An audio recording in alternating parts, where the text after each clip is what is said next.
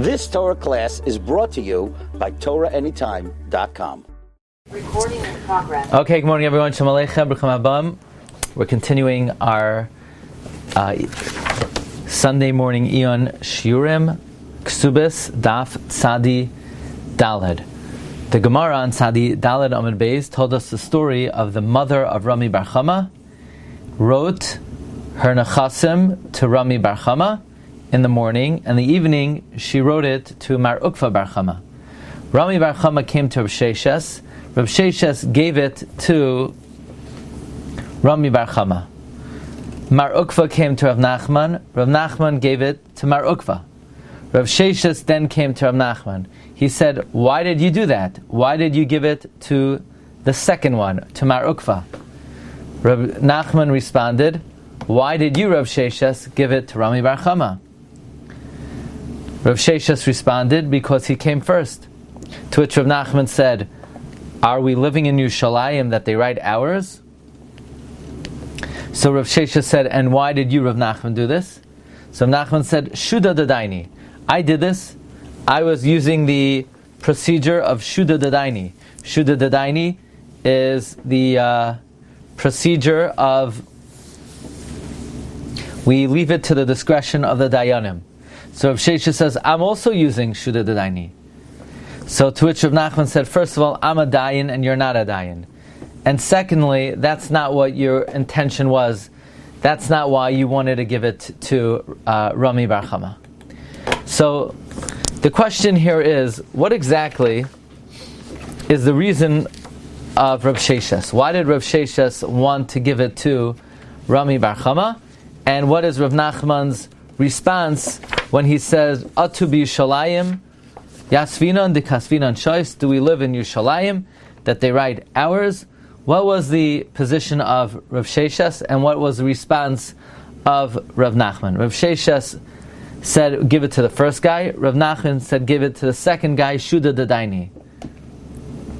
I pointed out on Shabbos, it says in the Gemara that the mother of Rami Bar Chama wrote her nechasim to Rami Bar Chama in the morning, and in the evening she wrote it to Mar Ukva Bar Chama.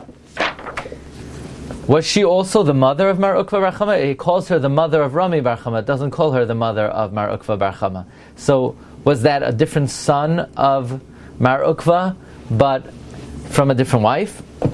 Anyway, I'm not sure. But we're going to learn two approaches to understand what the position of Rav Sheishes was and what was Rav Nachman's response. Number one is the Ritva. Rav Nachman said, first of all, I'm a Dayan and Rav Sheishes is not a Dayan. If you remember, there's a Gemara in Pesachim that Rav Sheishes would review his learning every 30 days. And then he would say, I learned Chumash for myself, I learned Mishnah for myself. So he was certainly an eminent sage. What exactly does it mean he's a Dayan and Rav Sheishes is not? Says the Ritva, Al Pi Reish Galusa. Because Rav Nachman was appointed by the Exarlarch. To which the Ritva says, Lo Nehira, it would not seem to me to be correct. Rav Sheishes Nami Dayanahu. Rav Sheishes is also a Dayan. The Gamir, he learned V'Savir, he was seasoned in reason. Benakit Rishusa, he also had permission to adjudicate. V'Yesha Pirshu, some explained, Da'ana Dayana B'Hai Duchta. What Rav Nachman was saying is, I'm a judge in this place. Shahadin Hazeh Haya B'Makaimesh Rav Nachman. This case took place in Rav Nachman's locale. And it's not appropriate for others to utilize the principle of Shuda in that place. The process of Shuda Dadaini is Hefker Bezdin. And it should not be utilized in a place where there are others who are greater than him. Or there's a set Dayan. So Rav Nachman wasn't telling Rav Sheishes, you're not a Dayan. Rav Nachman was saying, I am the Dayan in this location and you're not. So basically, you have no right to meddle over here.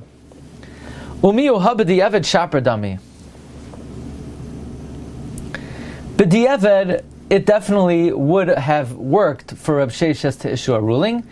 Ve'ein ikar tamay bekan lahachzer dinay b'di'eved, ela mishum idach taina. The main reason why Rav Nachman wanted to reverse the din of Rav Sheishes is for his other reasoning. Namely, the second reasoning, the meikar loy asi Allah elamishum tama the Iyun kadam. The main reason he wanted to reverse Rav Sheishes' ruling is because the main reason of Rav Sheishes is because Rav Sheishes said the other guy came first. So here we have it. Ve'edav b'chaysamav zachenlai. When Edim sign a shtar, the moment they sign the shtar, they are zoicha in the item that is mentioned in the shtar on behalf of the person who it's being given to. There's a concept. Witnesses with their signature are zoicha for the recipient. It's as if they're koina the item, and they thereby transfer it to the recipient. And therefore, whoever signs first will get it. So So that's why Rav Sheishes wanted to give it over to the first guy, and Rav Nachman held that was a mistake, and you can't now use Shuda D'Daina. V'havalei toya b'dvar Mishnah shu chayzer. This was an error in a teaching, and therefore Rav Nachman wanted to reverse it. But what was the rationale and the basis of Rav Sheishes? So the Ritva is saying, in the name of the Ra'ah, v'chein pirish moiri harav halevi, b'shem achiv Rab Pinchas halevi, that the Ritva is bringing the pshat of the Ra'ah in the name of his brother, that Rav Sheishes holds Edav b'chaysam of Zachenlai. The Edim are Mezake and the Mamain for the Baal Hashtar through their Chasima. Therefore, whichever shtar preceded, in other words, whichever shtar came first, that person is Zoicha as soon as the Edim sign on it. And we don't have to wait until the end of the day. See, normally, if you have two shtaris that go out on the same day, they're activated at the end of the day. But now we're saying, no, Edav b'chaysam of Zachenlai, that with the signing of the Edim, the recipient is Zoicha in this. In the Dirshu book, in the Daf Hashavua booklet, they quote Rabbi Kiva Eger, who wants to prove from here that Rashi holds that Edav b'chaysam of Zachenlai is effective even if it's not muchach mitoich the shtar. Even though there's no indication inherently from within the shtar itself that it was given to the first person first, nevertheless the reality that it was first signed for Ruvain, so Ruvain is kaina it. So now the question is, okay, if that's Rav Sheishes' position, what is Rav Nachman's response? So we have to look back at Rashi. What Rav Nachman is saying back is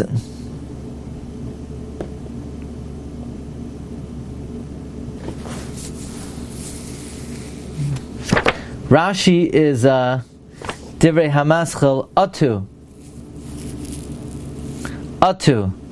that Kivan Deloy Hikpidu B'nei Makom Lichtov Sha'is, since they were not makbid in that location to write the hour, Gilum and Hagam, they're revealing that their custom is she'ein holchem achar hakoidem l'bay b'yom, that they don't go by which one came earlier in the day, ushneim shavim.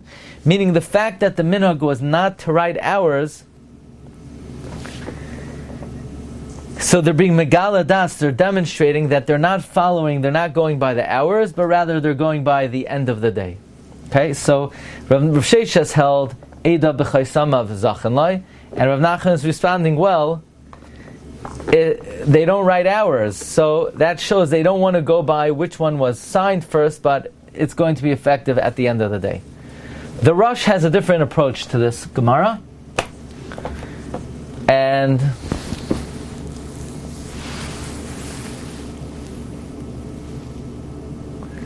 here it is. Okay. Ime de Rami Bar Chama b'tzafra kasvin al-nilse. Rami Bar Chama in the morning she wrote it to Rami Bar Chama, l'orta kasvin al-Mar Ukva Bar Chama. In the evening she wrote it to Mar Ukva. B'matnas bari. She wrote it as a gift as a healthy person. B'shtar b'loy kinyan hava. And a shtar without any acquisition. The Haggah says, if there would have been a kinyan, we would have given to the one who had a kinyan first. because a kinyan is not retractable. Now we don't know to which one was it delivered first. This would be going according to Rabbi Lezer, Edei Mesira Karti. V'lo noida l'mi nimsar shtar tchila.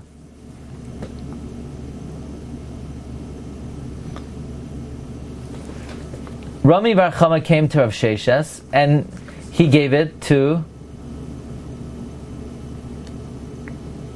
and Rav Sheishes gave it to him. Marukva Bar Chama came to Rav Nachman and Rav Nachman gave it to him. So Rav Sheishes came to Rav Nachman and said, "Why did you do this?" And Rav Nachman asked Rav Sheishes, "Why did you do this?" He said, "Because it came first." Listen carefully. That since it was written first to Ruvain, Mistama, it was also given to Ruvain. He says, Amarle mishum de kadam leksiva mistama kiven shenechtav tchila gam nimsar tchila. Since it was written first, it was probably given first. Ki haya yare me achiv sheikadmenu, because he was afraid of his brother that he would precede him. Now, I'm not convinced Rashi's not learning this way. Actually, if you look in Rashi,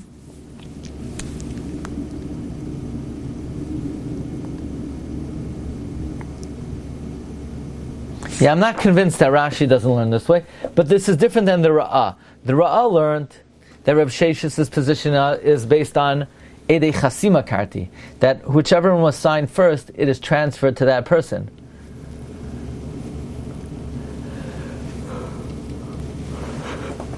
Elamai Taima Avid Mar Hachi. Okay, so basically, that was the reasoning of Reb Sheishes. Whichever one it was signed to first, it was probably given to first. To which Rav Nachman responded, Amarle Atu Birushalayim Yasvinan de Kasvinan Shois. Do you live in Yerushalayim that they write hours? What does that mean? V'hol ve'ein nikers man haksiva b'shtar. Since the time of the writing is not recognizable in the shtar, Loi talinon hamasira b'ksiva. We cannot assume that whichever one was written first was given first. So in other words, this is very interesting. According to the Rosh, what Rav Nachman is saying is, if they're not makbid to write hours, you cannot assume based on that the shtar was given first. So we have two approaches to the Sugya. The way the Ra'ah, quoted by the Ritva, learns is Rav Sheishes' Svara was predicated on Eda b'chaysamev zachenlai, to which Rav Nachman says that if you don't write hours, then they're Megala Das, they're not going by when it was signed, but rather by the end of the day. And according to the Rosh, is that since they don't write hours, you can't assume that the one that was written first was given first. So these are two ways the Rishonim learn this Gemara. They give you wiggle room. I'm sorry, what? So it allows you to have some wiggle room. The fact that you don't place the hour, right? Where one after it now opens the opportunity that you change your mind before the end of the day, you can kind of play around with it. Exactly. Yeah. Okay, that's it. Thank you very much. Okay, have a good day, Michael. Bracha v'atzlacha. All the best. Kol tov, kol tov, kol tov. Recording stopped. You've just experienced another Torah class brought to you by TorahAnytime.com.